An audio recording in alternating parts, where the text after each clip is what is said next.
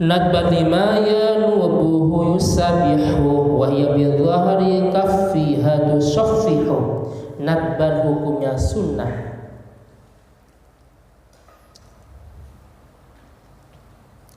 Nadban telah hukumnya sunnah lima karena sesuatu.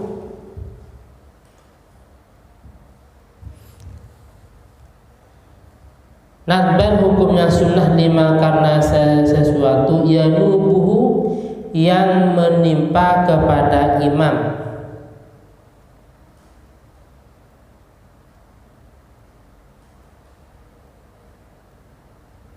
Ketepatan imamnya laki-laki. Sunnah yusabbihu membaca tasbih. Yusabbihu membaca tasbih.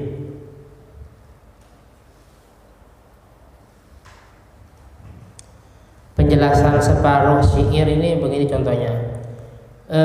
Mestinya masih 2 rakaat umpamanya, atau mestinya harus berdiri ternyata duduk. Maka bagi makmum kalau memang laki-laki ini dianjurkan membaca tasbih subhanallah umpamanya. Kalau perempuan wa ya bidhari kaffiha tusaffihu. Wa ya untuk perempuan, untuk perempuan bidhari kaffiha dengan menepuk telapak tangan bagian luar, dengan menepuk telapak tangan bagian luar.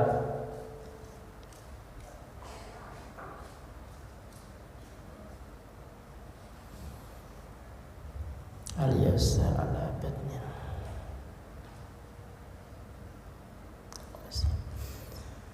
Ini lanjut sana. Bidhari kaffiha tusaffihu, dengan menepuk telapak tangan bagian luar. Perhatikan. Contohnya seperti ini. Aksi atau sebaliknya. Jadi kalau umpamanya imamnya salah, makmumnya perempuan, baik imamnya laki-laki atau perempuan, maka cara untuk mengingatkan dengan menepuk telapak tangan. Perhatikan. Baik begini, ini namanya dhuhrun. Telapak tangan ya kan, yang bagian luar ke telapak yang bagian kiri. Atau sebaliknya, tidak boleh seperti ini. Ini nggak boleh. Jadi kalau sama-sama bagian dalam atau bagian luar, ini nggak boleh. Yang benar satunya bagian luar, satunya bagian dalam, bisa seperti ini. Atau paham ya? Penjelasannya bidhari kaffiha al-yasar, telapak tangan bagian luar yang bagian yang kiri. Nah, jadi yang kiri seperti ini, yang kiri kan luar. Ala batnil yamin, atau aksi atau sebaliknya. Jadi prakteknya bisa begini atau begini. Kalau umpamanya fala darabat batnal yamin ala batnil yasar ala wajhil labiha. Kalau prakteknya seperti ini, batal sholatnya kalau ma'ala wajhi qasdil labih, dengan tujuan mainan. Jadi nggak boleh praktiknya seperti ini, nggak boleh. Bisa begini, yang satunya bagian luar, satunya bagian kiri, entah yang luar yang kanan, yang kiri dalam, atau sebaliknya. Paham ya? Kalau seperti ini batal.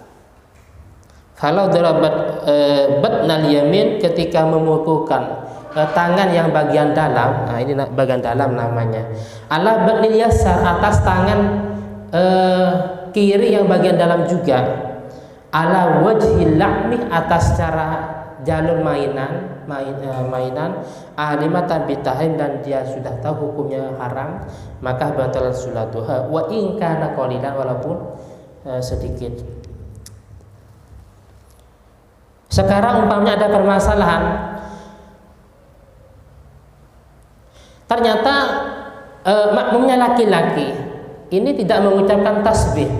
Tadi depan mestinya membaca subhanallah umpamanya, ternyata enggak. Makmum yang laki-laki ini dengan cara tepuk tangan, caranya seperti tadi. Sedangkan makmum perempuan dengan cara mengucapkan tasbih. Bagaimana? hukumnya tidak menjadi masalah, akan tetapi tidak mendapat kesunahan. Jazah walakin khalifah ala khalifah sunnah, boleh-boleh saja tapi tidak mendapat kesunahan. Saya ulangi lagi, cara mengingatkan imam yang salah mestinya 2 rakaat, ternyata tidak, atau sebaliknya. Maka kalau memang makmum laki-laki yang sunnah, caranya dengan cara mengucapkan tasbih subhanallah umpamanya. Makanya sangat dianjurkan makmum yang ada di belakang imam itu orang yang ngerti agama, ngerti fikih. Jangan sampai masih anak-anak. Kenapa? Khawatir imamnya salah, khawatir imamnya batal, biar makmum yang di belakang imam itu yang langsung menggantikan sholatnya imam. Paham ya? Wa yabtulu sholata tarku rukni aw fawatu syartin min syurutin qad madaw. Wa yabtulu dan membatalkan. Wa yabtulu sholata dan membatalkan sholat. Wa yabtulu sholata dan membatalkan sholat. Membatalkan sholat, tarku rukni meninggalkan satu rukun. Ada satu rukun yang ditinggalkan. Bebas pada waktu sholat tidak membaca Fatihah, pada waktu sholat tidak tumak ninah, tidak ruku umpamanya, maka sholatnya batal. Au fawatu syartin, atau tertinggalnya syarat. Au fawatu syartin, atau meninggalkan syarat, min syurutin dari beberapa syarat.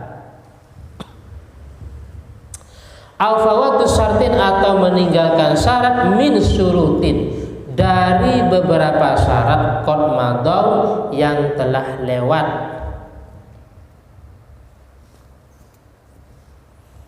Sholat ternyata tidak menghadap kiblat, sholat ternyata tidak menutupi aurat, sholat ternyata bajunya, tempatnya atau tubuhnya tidak suci umpamanya, sholat tidak punya wudhu, bagaimana?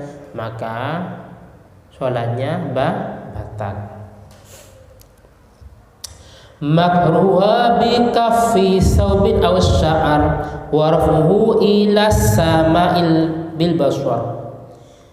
Kemarin kita sudah mempelajari tentang masalah rukun sholat, mempelajari sunnah sholat, dan tadi mempelajari tentang yang membatalkan sholat.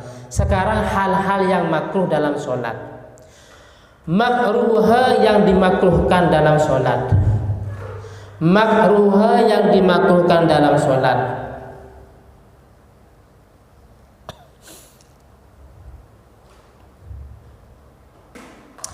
Bikaffi saubin, itu dengan melipat baju.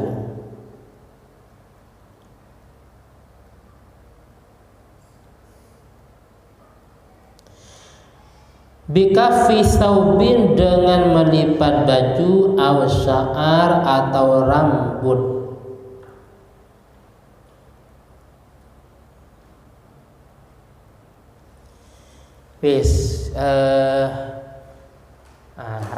Raka ini bajunya panjang, lengannya panjang, sehingga ketika sujud ternyata tangannya tidak nyentuh ke lantai. Tidak nyentuh ke lantai. Apa maksudnya? Artinya dia karena saking panjangnya bajunya. Nah, seperti itu maka hukumnya makruh. Paham ya? Atau mungkin rambutnya. Jadi pengertian ini ketika kita sujud umpamanya ternyata masih tangannya tidak nempel ke lantai umpamanya, atau mungkin rambutnya terlalu panjang, maka itu hukumnya makruh. Tapi kalau menjadi penghalang karena saking jadi rambutnya ke depan sehingga menjadi penghalang daripada untuk sujud, maka itu bukan cuma makruh, akan tapi menyebabkan tidak sah sujudnya. Wa raf'uhu ila sama'i bil basar. Wa raf'uhu, dan mengangkat, ila sama, ke arah langit. warfuhu dan mengangkat ilas samai ke arah langit bil basori dengan telinga. Waktu sholat dia mengangkat kepalanya melihat ke arah langit, ke atas maksudnya. Saya ulangi lagi.